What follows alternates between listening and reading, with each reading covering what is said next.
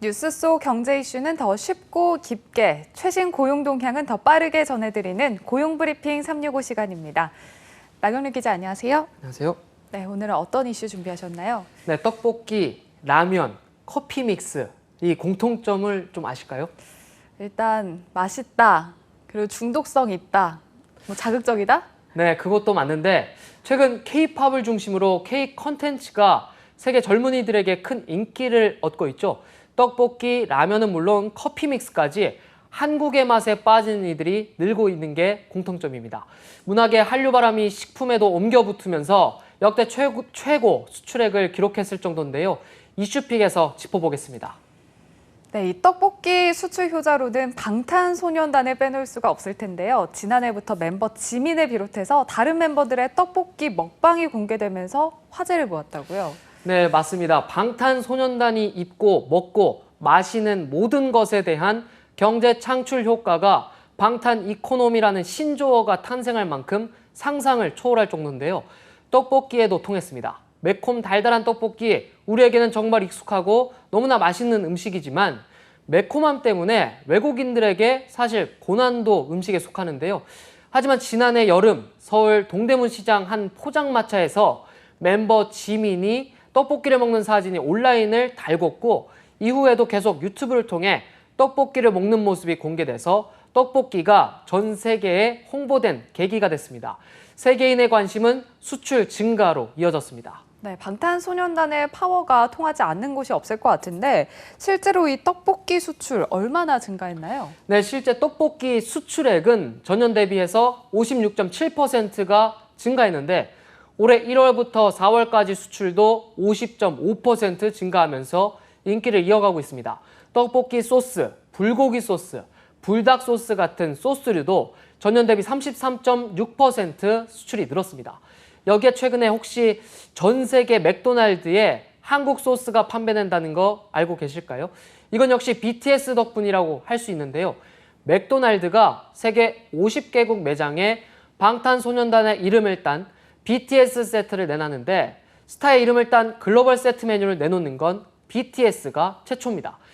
포장에는 영어와 함께 한글을 적었고 전 세계 직원들은 우리말 자음이 새겨진 티셔츠를 입고 판매하고 있는데요. 메뉴에는 한국 맥도날드가 개발한 소스도 포함돼 글로벌 소비자들의 입맛을 공략하고 있습니다.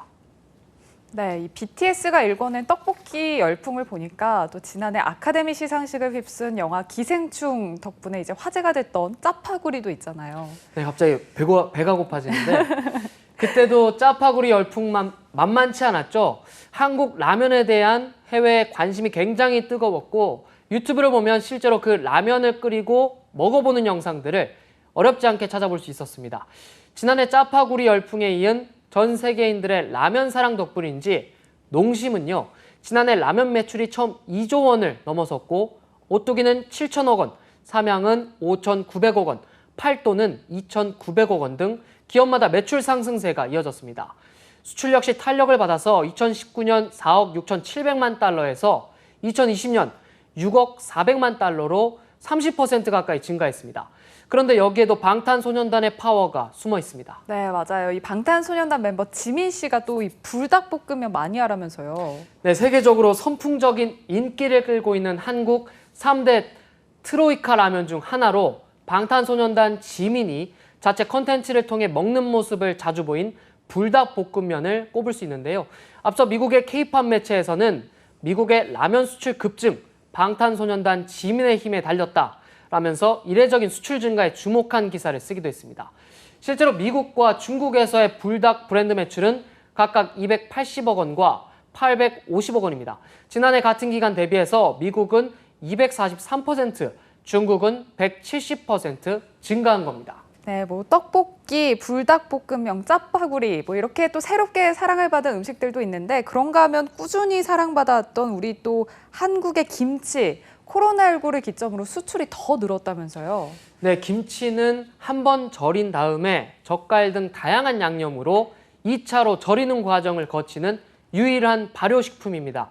코로나19 이후에 김치의 효능에 대한 연구 결과가 유럽을 중심으로 퍼지면서 수요가 증가했는데요. 지난해 김치 수출액은 이미 역대 최고치를 달성했는데 1분기 김치 수출액 역시 4,657만 달러, 사상 최대치를 기록했습니다. 지난해 같은 기간보다 무려 54%나 늘었다고 합니다. 그만큼 우리 김치를 외국에서 많이 찾고 있다는 건데요.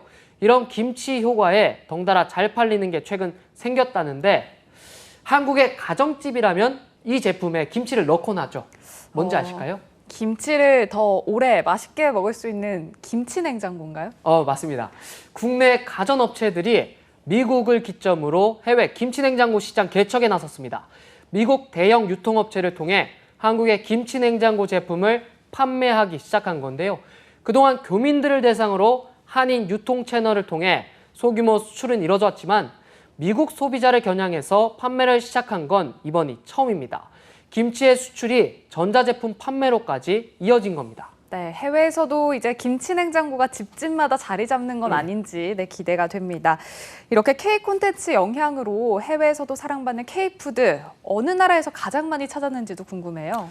네, 지난해 한국 식품 수출 상승의 또 다른 특징은요. 미국 시장에서 선전을 꼽을 수 있습니다. 원래 2018년부터 2019년에 한국 식품 최대 수출국은 일본, 그 다음이 중국이었는데요. 두 국가 모두 한국과 식습관이 비슷해서 한국 식품을 받아들이는데 거부감이 덜했기 때문입니다. 하지만 지난해는 이례적으로 식문화가 다른 미국이 한국 식품 수출 1위 국가로 올라섰습니다. 앞서 짚어봤던 라면과 떡볶이, 즉석밥 같은 한국 식품이 전년 대비 높은 수출 증가율을 보인 건데요. 한국 식품이 아시아를 비롯해서 북미와 유럽 등 다양한 지역에서 전년 대비 늘어나 한국의 맛이 세계 입맛을 사로잡았다. 이런 표현이 지표로도 확인되고 있는 겁니다. 네, 한컷 이슈도 아주 맛있는 소식으로 준비하셨다고 들었는데 어떤 건가요?